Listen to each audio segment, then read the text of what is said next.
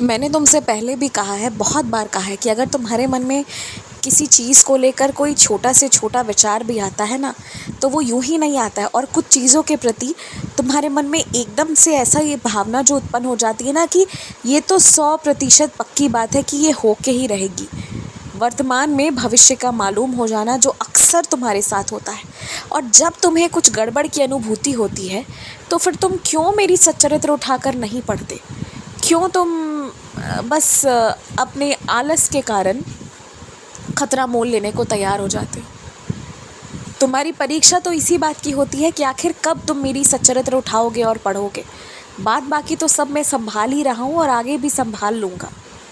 लेकिन एक बात मुझे अच्छी लगी कि पिछले दिन तुमने किसी को मेरी सच्चरित्र के बारे में बताया है। वो व्यक्ति, ये तो तुम मान लो कि वो मेरी सच्चरित्र अभी तो नहीं पढ़ेगा, उसमें उसे कुछ वर्ष लगेंगे वहाँ तक की भक्ति में पहुँचने के लिए। लेकिन हाँ, वो व्यक्ति धीरे धीरे मेरे निकट आएगा और जब वो ये याद करेगा ना कि ये सबका शुरुआत कैसे हुआ था, तो उसकी यादों में तुम सदैव के लिए शामिल रहोगे। अगर बाहर से खाना ज़्यादा मंगवा रहे हो और वो बर्बाद होने की नौबत पे आ जाए ना, तो घर के बाहर निकलो, गली मोहल्ले में कोई ना कोई भूखा प्यासा इंसान मिल जाएगा। तुम 2-2 रोटी भी खिला दोगे ना, तो कुछ लोगों के लिए वो बहुत बड़ी बात हो जाएगी। क्योंकि वैसे तो तुम्हें ये लगता है कि आसपास बहुत सारे लोग जो छोटे मोटे काम भी कर रहे हैं, मगर काम तो कर रहे हैं ना, तो पैसे तो आ ही रहे होंगे उनके पास। मगर सच तो ये है ना कि बहुत कम राशि उनके पास आती है। और कुछ लोगों को जैसे मुफ्त में चावल, आटा या अन्य अनाज, दाल मिल जाता है ना, उन्हें तो वो भी नहीं मिल पाता। वो उस उपलब्धि को भी हासिल नहीं कर पाते हैं। तो वो सच में बहुत मजबूर है।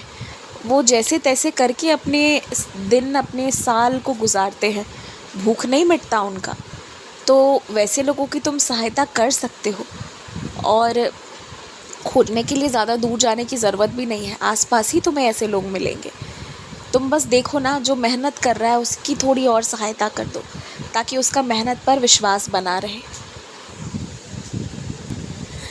अगर मंदिर में चढ़ाने के नाम पर पैसे निकाल लो ना, या मन में बात आ जाए कि मंदिर आके प्रसाद चढ़ाना है, फिर कोई कितना भी मना क्यों ना कर दे, कोई कुछ भी क्यों ना बोल दे, कोई कितना भी हाथ क्यों ना रोक ले, ठीक है प्रसाद मत चढ़ाओ अगर कोई नहीं चढ़ाने दे रहा। मगर अगर तुमने, जैसा मान लो कि अगर तुमने सोचा है कि मुझे 50 रुपये का प्रसाद चढ़ाना है, तो फिर वो 50 रुपये जो तुमने सोचे हैं ना, उसे दान पात्र में ज़रूर डाल दो।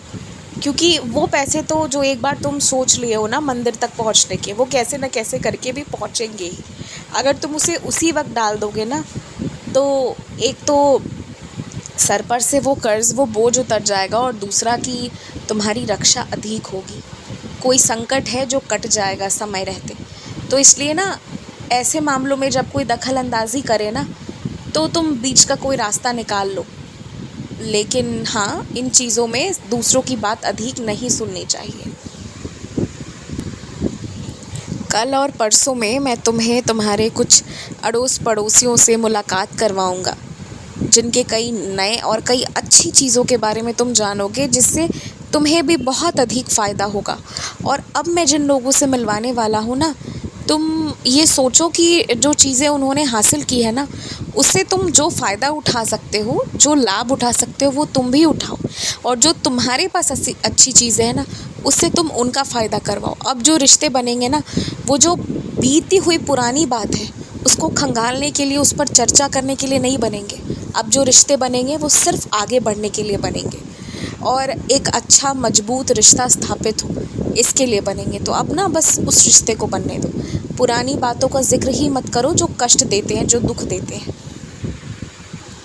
और तुमने दान पात्र में जो पैसा चढ़ाया था, वो मुझे मिल गया है, वो मुझे प्राप्त हो गया है। तुम्हें जो मेरे चित्र में हल्की सी मुस्कान अधिक लग रही थी ना, वो अधिक लग नहीं रही थी, वैसे वाले दर्शन मैंने तुम्हें दिए थे। खुश रहो, दीर्घायु भवा।